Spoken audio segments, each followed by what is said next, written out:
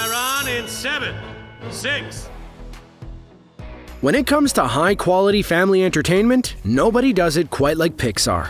The CGI Dream Factory has been pumping out beloved classics for nearly 3 decades now. Their latest, Turning Red, is the talk of the internet, and it got us thinking about Pixar's habit of sneaking little Easter eggs into their movies to tease upcoming projects. Take a deep breath, 'cause we'll be going back a long way. You want to be on my team, eh? Let's see what you got. Now let's start off with the most recent Pixar joint, Turning Red. There's a blink-and-you'll-miss-it nod to the upcoming Lightyear at the beginning of the movie, while May and her friends are strutting their stuff on the way home from school. If you look really closely at Miriam's skateboard, you can see stickers of socks, Buzz Lightyear's robot cat, and the Star Command insignia that appears on the Space Ranger's suit. Cast your mind back to 2021. Pixar releases Luca, which includes a Turning Red Easter egg so subtle, it's amazing anybody found it.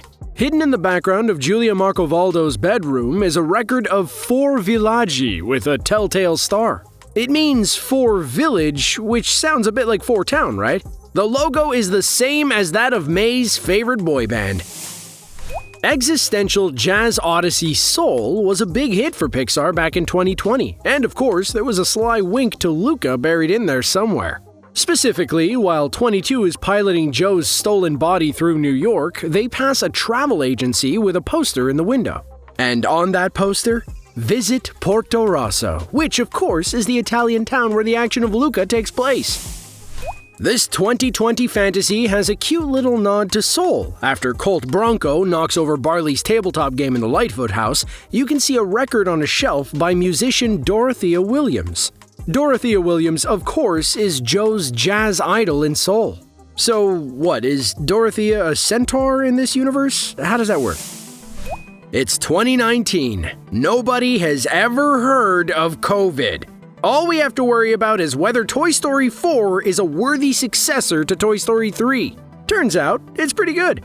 Plus, at the end of the movie, as the toys race across the carnival, you'll see a bouncy castle with a distinctive Pegasus design on it. The exact same design that would later appear on Barley's trusty van in Onward. Great, we hear you say. But was Toy Story 4 hinted at in Pixar's last movie, Incredibles 2? Wait and see. But the answer is yes. If you look in Jack's crib, among his toys is the familiar figure of Duke Kaboom, the legendary Canadian motorcycle stunt toy memorably voiced by Keanu Reeves in Toy Story 4. 2017's Coco made sure to observe 2 sacred Pixar traditions. Number 1, reducing grown adults to a blubbering mess with its heart-tugging climax. Number 2, a cute gag hinting at the next movie. As we journey through the land of the dead towards the big talent show, if you keep your eyes peeled, you can see a poster on a wall emblazoned with some familiar characters.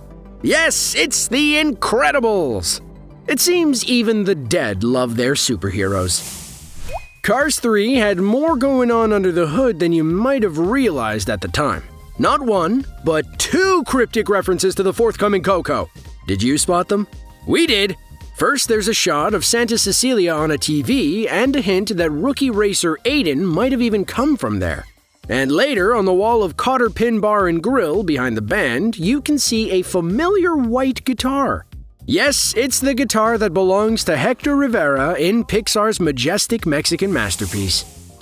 Now, Finding Dory might not be your favorite Pixar sequel, but it definitely has one of the sneakiest references in their whole filmography. At the climax of the movie, Hank the Octopus flies into the windscreen of an oncoming truck. Now, if you squint really hard, you'll see that the driver of the truck has a Lightning McQueen band-aid on their hand. That is what we call subtle. Pixar must have known that Hank was going to be one of the breakout stars of Finding Dory because they were dropping hints to his existence way back in The Good Dinosaur. Check out the seabed while Arlo is floundering around learning to swim. He's camouflaged and the water is murky, but that's definitely Hank. Another year, another tearjerker, another cryptic hint. In 2015's beloved Inside Out, while the emotions are looking through Riley's memories, they see her and her family taking a trip to San Francisco.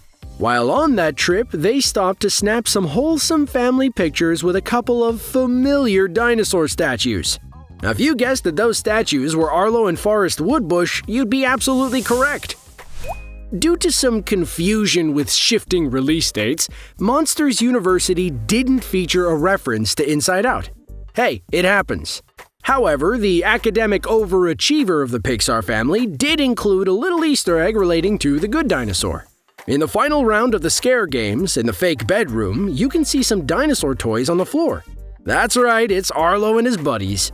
Now, I guess technically there are a lot of strong emotions in Monsters University, so maybe we can classify those as Inside Out references.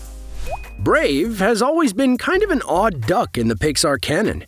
Where does this mystical medieval mystery fit into the shared universe?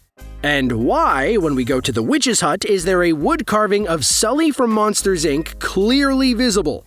What does that witch know that she's not telling us? And things only get weirder when we jump back to Cars 2.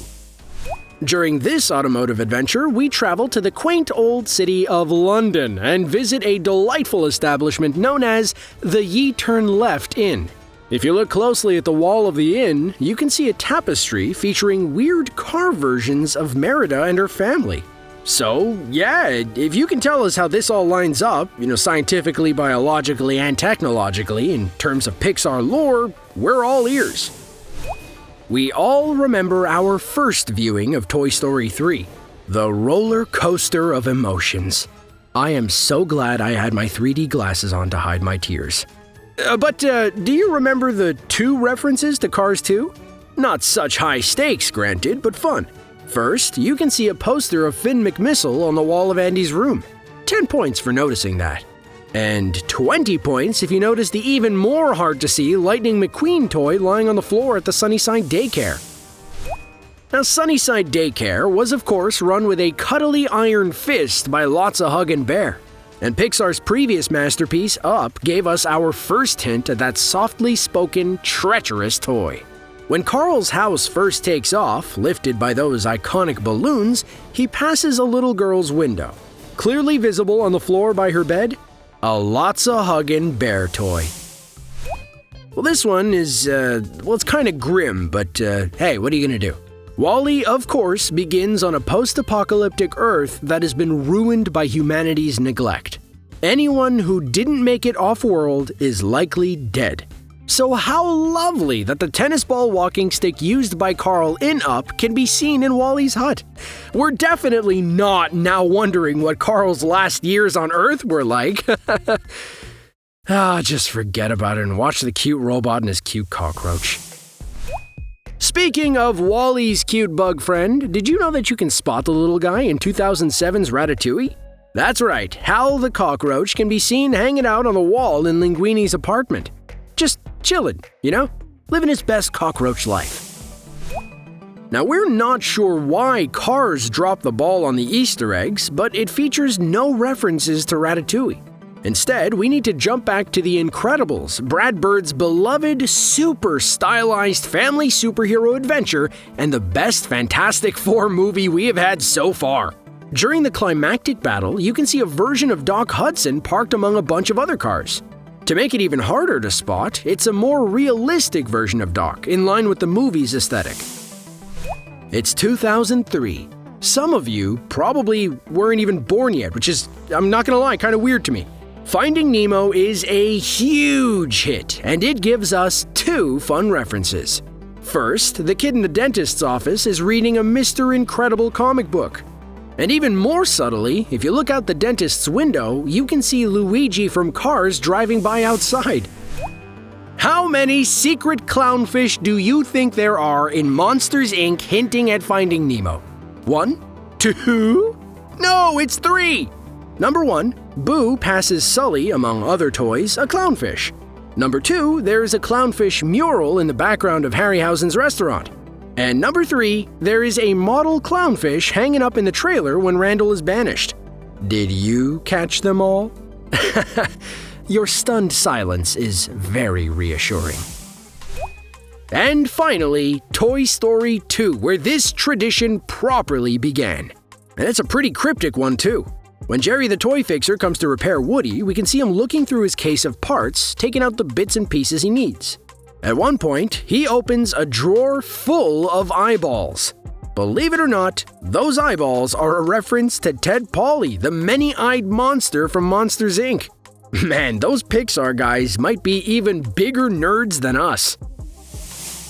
As per tradition, Turning Red is full of references to previous Pixar movies. Now, we're not going to give them all away, but we can confirm the presence of the Pizza Planet truck, the bouncing ball famously flattened by Luxo Jr., and a restaurant called Bao. Did you spot any more?